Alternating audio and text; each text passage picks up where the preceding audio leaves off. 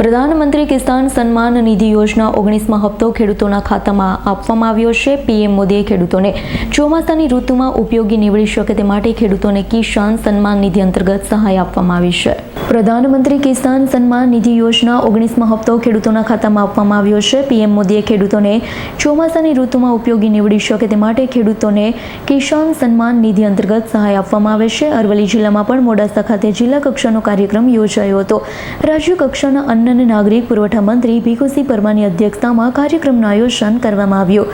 અરવલ્લી જિલ્લામાં કુલ 1,63,353 લાભાર્થીઓને કુલ 34.46 કરોડ રૂપિયાની સહાય ચૂકવવામાં આવનાર છે। લાભાર્થી ખેડૂતોએ પ્રધાનમંત્રીનો આભાર માન્યો હતો। આજે પ્રધાનમંત્રી કિસાન સન્માન નિધિ ઉત્સવ અરવલ્લી જિલ્લાના મોડાસા ખાતે લાભાર્થી ખેડૂતો અહીંયા ઉપસ્થિત રહ્યા, જેઓને જિલ્લામાં લગભગ 33 થી 34 કરોડ જેટલી માતબર રકમ એમના ખાતામાં પ્રધાનમંત્રી શ્રી નરેન્દ્રભાઈ મોદી દ્વારા ડીબીટીના માધ્યમથી એમના ખાતામાં જમા થાય છે।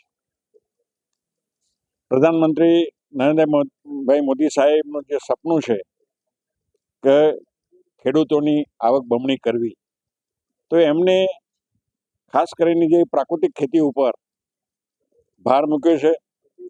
અને આપણા રાજ્યની અંદર પણ આપણા મુખ્યમંત્રી શ્રી ભૂપેન્દ્રભાઈ પટેલ સાહેબ અને રાજ્યપાલ શ્રી પણ આ એક યુદ્ધના ધોરણે ખેડૂતોમાં જાગૃતિ લાવવાનો પ્રયત્ન કરીને પ્રાકૃતિક ખેતી તરફ ખેડૂતો વળે અને વળે પણ છે।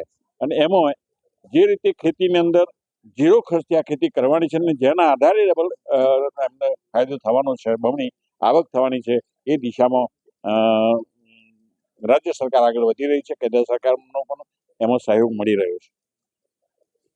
જયદીપ ભાટિયાનો રિપોર્ટ, S9 ન્યૂઝ, અરવલ્લી।